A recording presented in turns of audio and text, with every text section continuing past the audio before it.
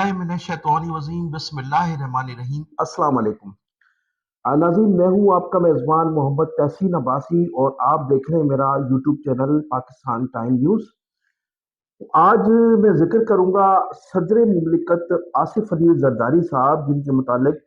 میں نے 2 سے 3 ولاگ دیکھے ہیں جو ان کے متعلق یہ فرما رہے ہیں ہمارے سینئر صحافی کہ زرداری صاحب کے خلاف ایک سازش ہو رہی ہے اور میڈیا، سوشل میڈیا پہ خاص طور پر ان کو ہٹائے جانے کی، ان کی بیماری کی اور ان کے خلاف امپیچمنٹ کی جو خبریں ہیں وہ محض خبریں ہیں، اور زرداری صاحب کے خلاف ایک منظم طریقے سے سازش کی جا رہی ہے۔ اور اس میں بتایا گیا کہ مختلف لوگ ہیں، اور اس میں خاص طور پر کہا گیا کہ پی ٹی آئی جو پاکستان تحریک انصاف کے لوگ ہیں وہ زیادہ تر انوالو ہیں۔ پھر اس میں ایک ہمارے سینئر صحافی نے ذکر کیا کہ آصف علی زرداری صاحب کو 2008 میں کس طرح سے صدر مملکت بنایا گیا تھا، وہ بھی انہوں نے تمام تفصیلات بتائی۔ تو اس کی وہ جو تفصیلات تھیں کچھ اس پر مجھے کچھ تھوڑا سا اعتراض ہوا، اور پھر میں نے کہا کہ آج اس کا ہمیں اس میں ضرور جواب دینا چاہیے۔ 2008 میں جب پاکستان پیپلز پارٹی کو مینڈیٹ ملا محترمہ بینظیر بھٹو صاحبہ کی شہادت کے بعد، اس مینڈیٹ کے فوری بعد آصف علی زرداری صاحب نے 9-0 کا دورہ کیا،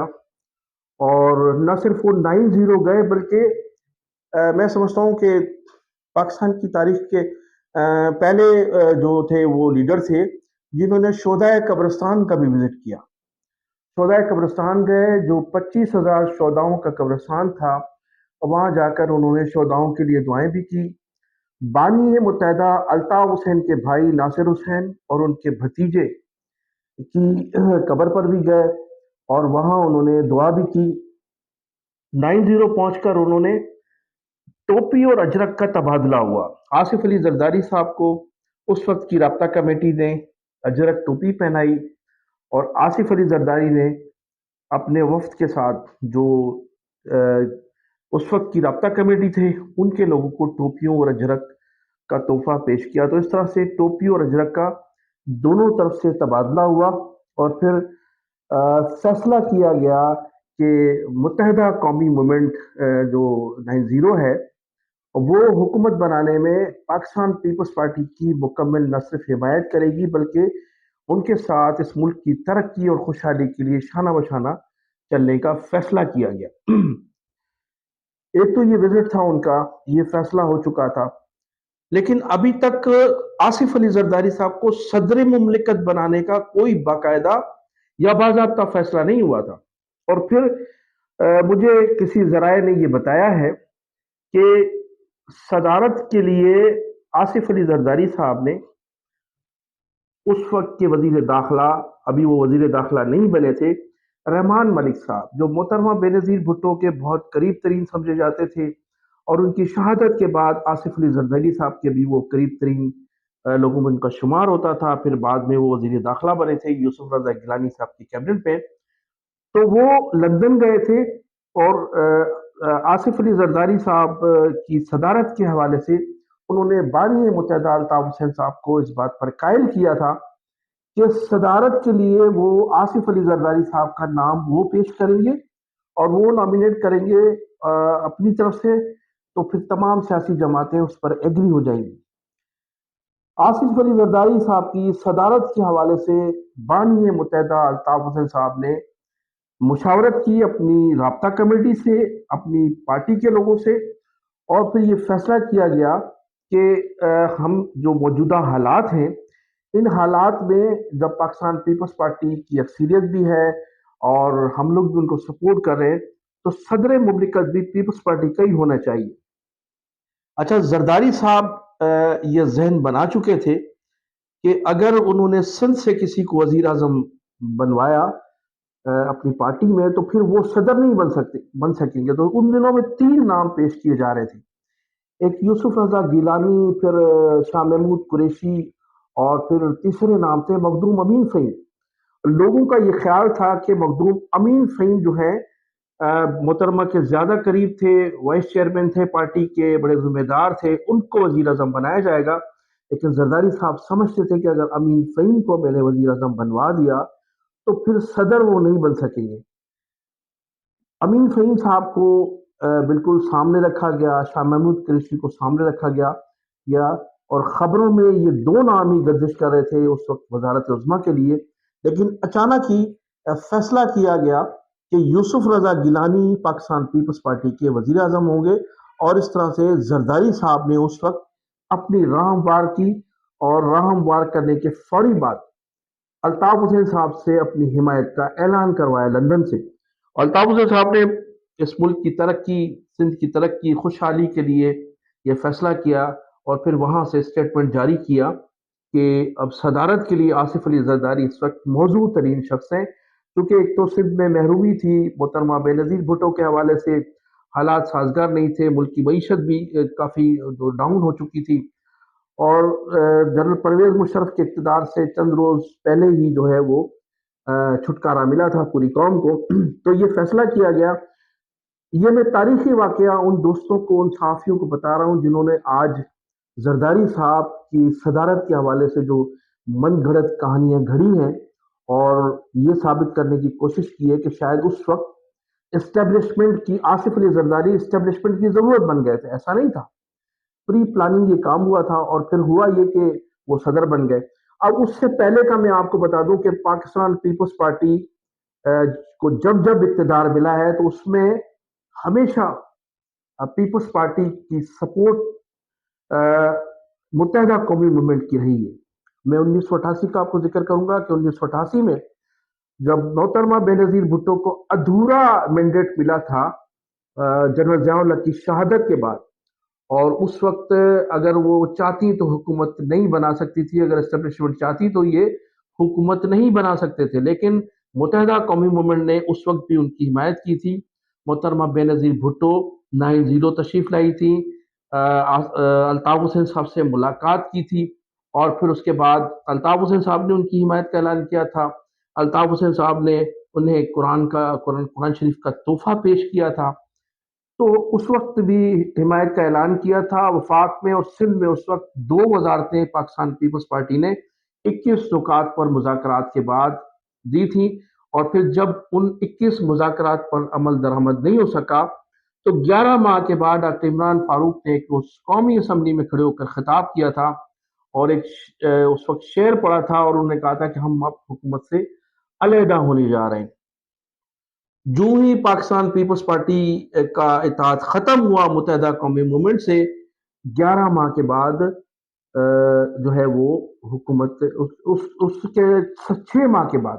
پاکستان پیپلز پارٹی کی حکومت گرا دی گئی تھی۔ اس وقت 58(2)B کی شک تھی صدر مملکت جناب غلام اسحاق خان صاحب کے پاس، انہوں نے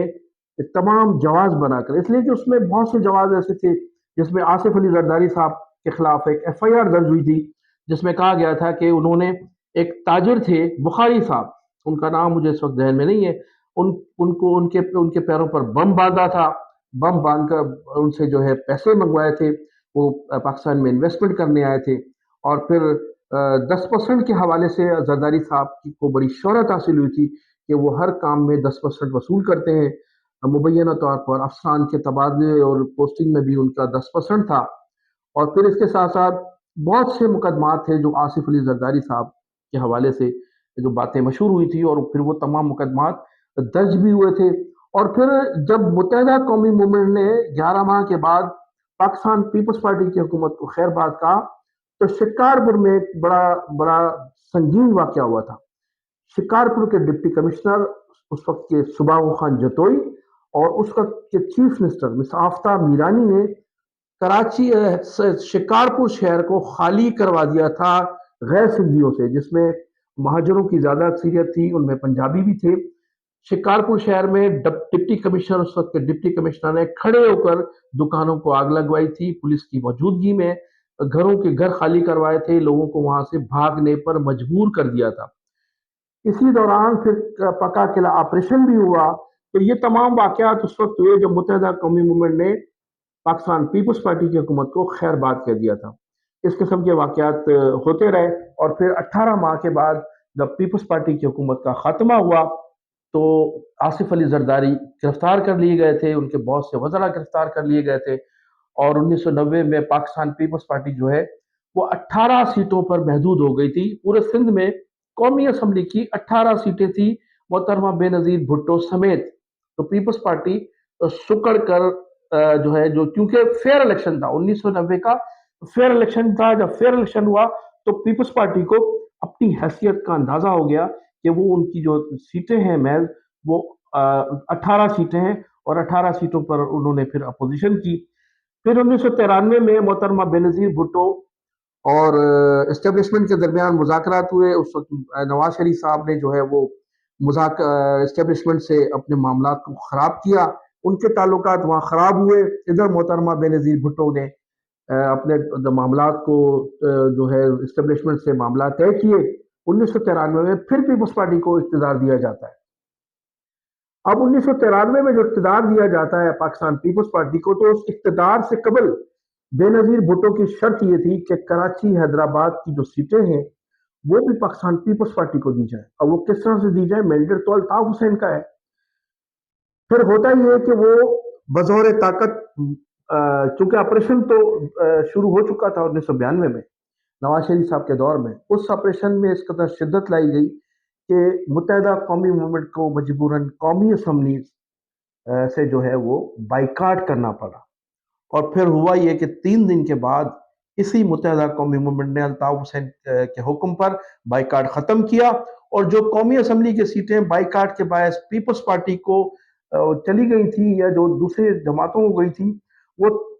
3 دن کے بعد صوبائی اسمبلی کی صورتوں میں وہ تمام سیٹیں انہوں نے اب واپس لے لی تھی، اور ان کو بتا دیا تھا، اپنی طاقت کا مظاہرہ کر کے دکھایا تھا اس وقت متحدہ قومی موومنٹ نے۔ پھر 1997 میں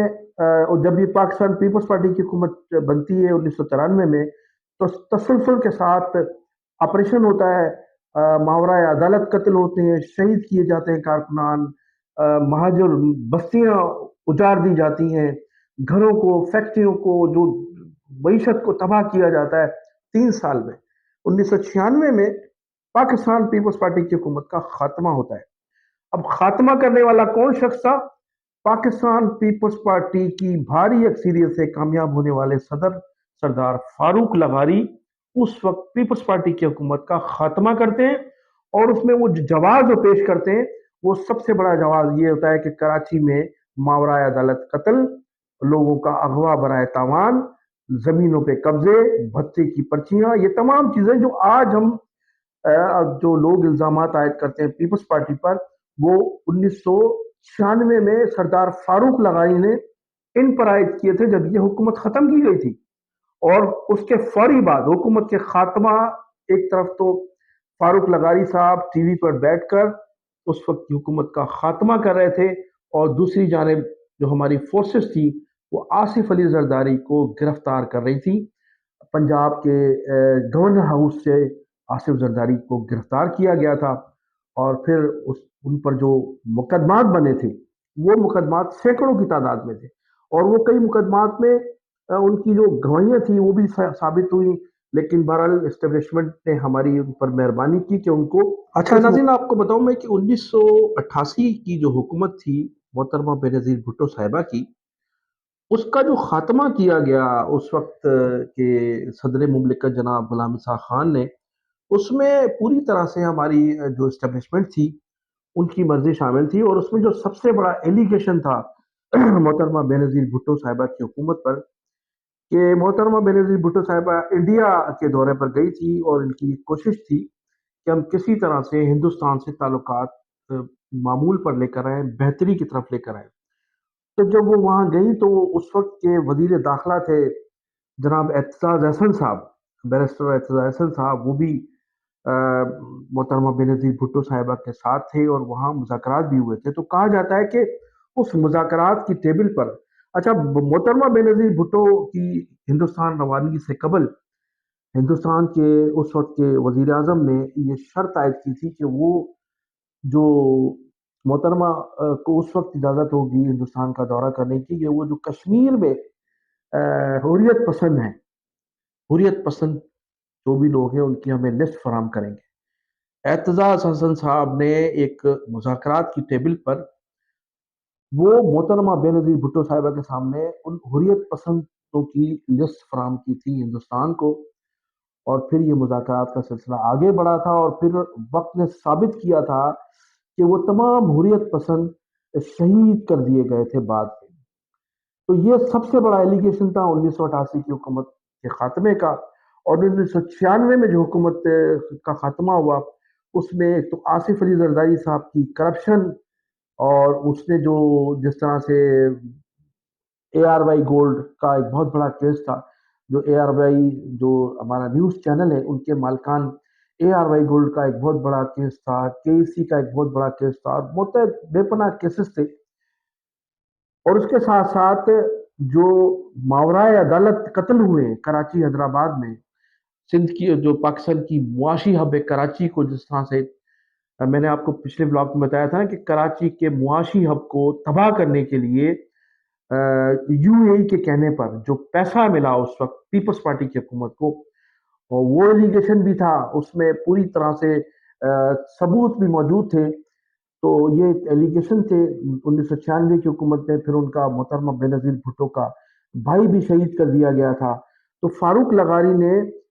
آنسوؤں سے روتے ہوئے ٹی وی چینلز پر یہ خطاب کے دوران یہ تمام ایلیگیشن لگائے تھے جو آج بھی سرکاری ریکارڈ میں موجود ہیں۔ اس کے بعد پھر آصف زرداری صاحب مسلسل جیل میں رہے، 2006 میں 2007 میں ان کی رہائی عمل میں آئی جنرل پرویز مشرف کے دور میں۔ اب اس رہائی میں جو کردار ادا کیا وہ ان کی ڈیل تھی، مقدمات ختم نہیں ہوئے تھے، سزائیں بھی تھی، ان کی ڈیل تھی۔ اور پھر آج ان دنوں کہا جا رہا ہے کہ اس ڈیل میں ہمارے سندھ کے جو سابق گورنر ہیں ان کا بھی بڑا کردار تھا، اور اس کے بعد ان کی رہائی عمل میں آئی تھی۔ تو یہ پوری تمید باندھنے کا مقصد میرا یہ ہے کہ جس طرح سے آصف زرداری صاحب پر الزامات عائد کیے جا رہے ہیں کہ اس نے ایران اور امریکہ کے درمیان جو مذاکرات ہو رہے تھے اس میں ایک تو انہوں نے متحدہ عرب امارات کو بھرپور سپورٹ کیا تھا اور مذمت کی تھی کہ ایران کو ان پر حملہ نہیں کرنا چاہیے۔ اس کے ساتھ ساتھ یہ بھی الزام عائد کیا جا رہا ہے کہ وہ جو یو اے ای کے 3 ارب ڈالر ہماری بینکوں میں تھے، تو یو اے ای کو کہا گیا تھا کہ آپ فوری طور پر پاکستان سے ڈیمانڈ کریں اور اس میں پھر میں ڈیل کر کے میں جو ہے وہ اپنا کوئی کردار ادا کروں گا۔ تو وہ تمام باتیں بھی کھل کر سامنے آئی ہیں، اسٹیبلشمنٹ کے نالج میں آئی ہیں، اور کیونکہ یہ جب جو جس حکومت کی طرف سے حریت پسندوں کی لسٹ ہندوستان کو دی جا سکتی ہے، تو پھر آپ متحدہ عرب امارات کی جو حمایت ہے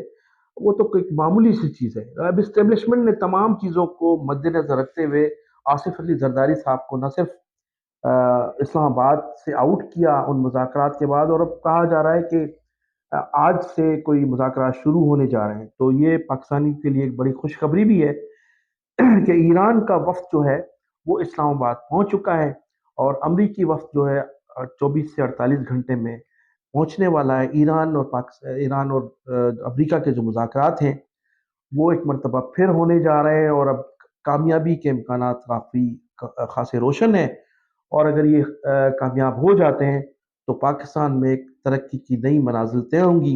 اور اس کے اگر ہیرو ہوں گے تو وہ سید عاصم منیر صاحب ہوں گے، اور جناب شہباز شریف صاحب ہوں گے۔ تو یہ تمام جو ایلیگیشنز ہیں پاکستان پیپلز پارٹی پر،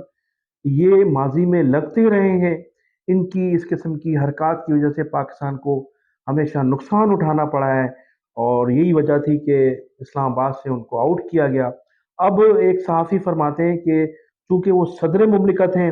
اور جب امریکی صدر آئیں گے تو وہ ان کا استقبال کریں گے۔ پاکستان کی جو صورتحال ہے وہ اس قدر خراب ہو چکی ہے ماضی میں ان دو حکومتوں کی وجہ سے، دو خاندان کی وجہ سے، شہباز شریف میاں خاندان اور زرداری خاندان، ان کی وجہ سے کہ ہمارے جو صدر مملکت ہیں، جو وزیر اعظم ہیں، جب بیرون دوروں پر جاتے ہیں تو آپ، مجھے اچھی طرح سے یاد ہے کہ گزشتہ دنوں جب سر زرداری صاحب چائنا کے دورے پہ گئے تھے تو بیجنگ کے میئر نے ان کا استقبال کیا تھا،